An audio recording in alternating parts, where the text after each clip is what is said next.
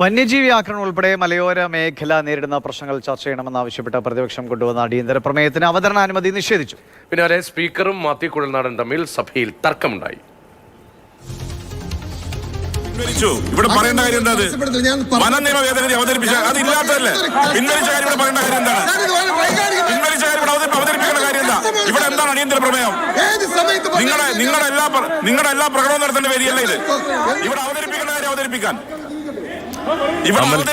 അവതരിപ്പിക്കാൻ എഴുതുന്ന വിഷയം എന്താ? നിങ്ങൾക്ക് ഡിമാൻഡിന്റെ കാര്യം പറയാം. വന നിയമ ഭേദഗതി പിൻവലിച്ചതാണ്, അതിവിടെ പറയേണ്ട കാര്യമില്ല. നിങ്ങൾ എഴുതുന്ന എന്താ? നിങ്ങൾ എഴുതുന്ന കാര്യം ഇവിടെ ഉണ്ട്. വനം വന്യജീവി ആക്രമണം എഴുതുന്നത് ഇത് നിങ്ങൾ എന്തും വിളിച്ചു പറയാനാണോ? Yes, come. നോ. അടിയന്തര പ്രമേയത്തിനകത്ത് അതിൽ നിന്ന് സംസാരിക്കണം എങ്കിൽ രാഷ്ട്രീയ പ്രസംഗം നടത്തിക്കോട്ടെ. ഇവിടെ ഉണ്ടല്ലോ, ഇവിടെ ഡിമാൻഡ് ഉണ്ടല്ലോ. നയപ്രഖ്യാപനത്തിൽ പ്രസംഗിച്ചോ? യെസ്.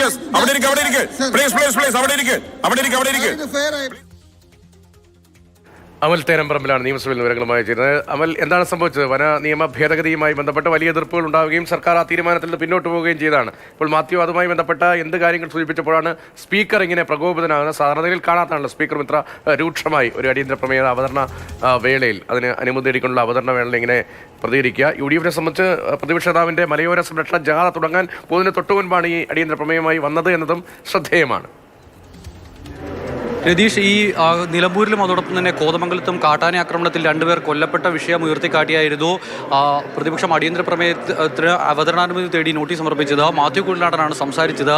അപ്പോൾ മാത്യുവിൻ്റെ സംസാരത്തിനിടയിൽ പലവട്ടങ്ങളിലായി വനനിയമ ഭേദഗതി കടന്നു വന്നു. UDF-ന്റെ ശക്തമായ എതിർപ്പിനെ തുടർന്നാണ് ഇത് പിൻവലിക്കേണ്ടി വന്നത് സർക്കാരിന് എന്നുള്ള കാര്യം പറഞ്ഞു. അതോടൊപ്പം തന്നെ അതിലുണ്ടായിരുന്ന ഈ കർഷകദ്രോഹമായിട്ടുള്ള വകുപ്പുകൾ ചൂണ്ടിക്കാണിച്ചാണ് മാത്യു സംസാരിച്ചത്.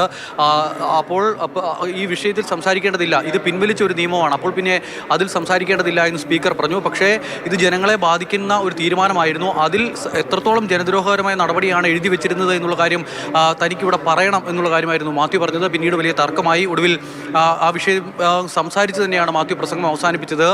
അതോടൊപ്പം തന്നെ ഏറ്റവും എടുത്തു പറയേണ്ട ഒരു രാഷ്ട്രീയ നീക്കം കൂടിയുണ്ട്. നേരത്തെ രതീഷ് പറഞ്ഞതുപോലെ പ്രതിപക്ഷ നേതാവിൻ്റെ മലയോര മേഖലയിലെ ജാഥ നടക്കാൻ പോവുകയാണ്. ആ ജാഥയിലേക്ക് കേരള കോൺഗ്രസ് എമ്മിനെ കൂടി ക്ഷണിക്കുകയാണ് മാത്യു കുഴൽനാടൻ.